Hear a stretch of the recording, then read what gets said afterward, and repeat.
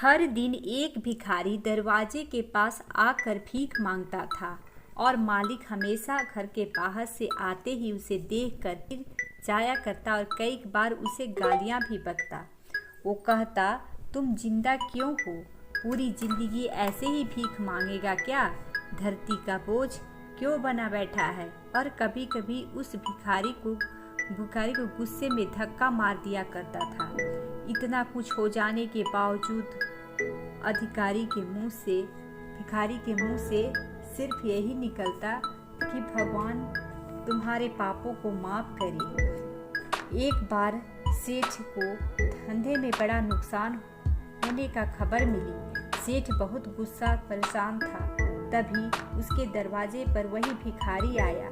गुस्से में अपना आप खोते हुए सेठ ने उस भिखारी को पत्थर से मारा। पत्थर लगने के कारण भिखारी का सर फूट गया और उसे सिर से खून बहने लगा। फिर भी दर्द से कहराते हुए भिखारी ने इतना ही कहा, भगवान तुम्हारे पाप को माफ करे। भिखारी वहां से चला गया। सेठ सोच में पड़ गया। भिखारी को पत्थर मारा, फिर भी उसने सिर्फ प्रार्थना की। सेठ का गुस्सा शांत हुआ। सेठ का मन शांत हुआ और भिखारी का रहस्य जानने के लिए सेठ ने भिखारी के पीछा करना शुरू कर दिया। भिखारी जहाँ जहाँ जाता सेठ उसके पीछे जाता। सेठ ने देखा कि कोई उसको खाना देता है, कोई उसे मारता और कोई अपमानित करता, कोई गालियाँ देता।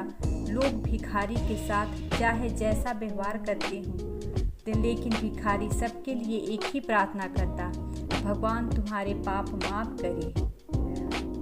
अब रात होने को आई थी। भिखारी अपने घर जाने के लिए लौटा। वह अपने घर पहुंच गया, लेकिन सेठ अब भी उसका पीछा कर रहा था। एक पुरानी टूटी हुई खाटी पर एक बुढ़िया औरत लेटी हुई थी। काफी कमजोर और बीमार लग रही थी। वह भिखारी की पत्नी थी।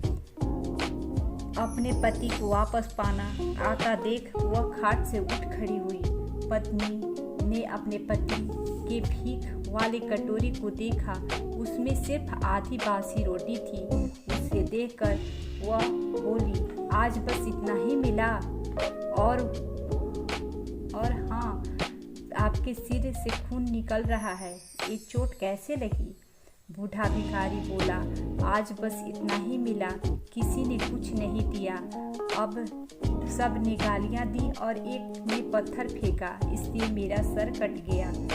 एक गहरी ठंडी सांस लेकर बूढ़ा भिखारी फिर से बोला, यह मेरे पापों का फल है।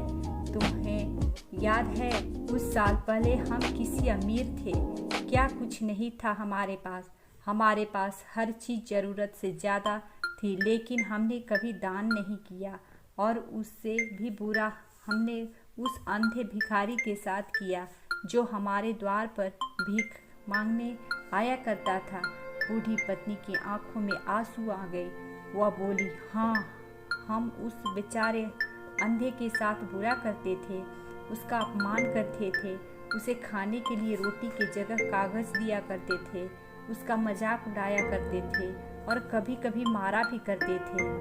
मैंने कभी उसको रास्ता नहीं दिखाया।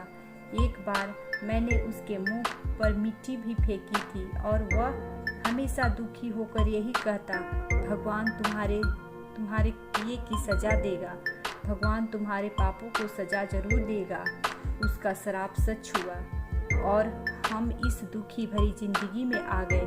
भिखारी बोला, हाँ, उसका श्राप सच हुआ, इसलिए मैं किसी को बद्दुआ नहीं देता चाहती, चाहे मेरे साथ कोई कैसा ही बर्ताव करे। मैं हमेशा उसके लिए प्रार्थना करता हूँ।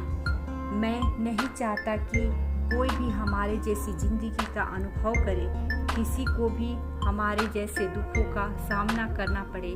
वो नहीं जानते कि वह कितना बड़ा पाप कर रहे हैं, इसलिए अनजाने में हुए पाप को ऐसी सजा किसी को भी ना मिले, मैं नहीं चाहता।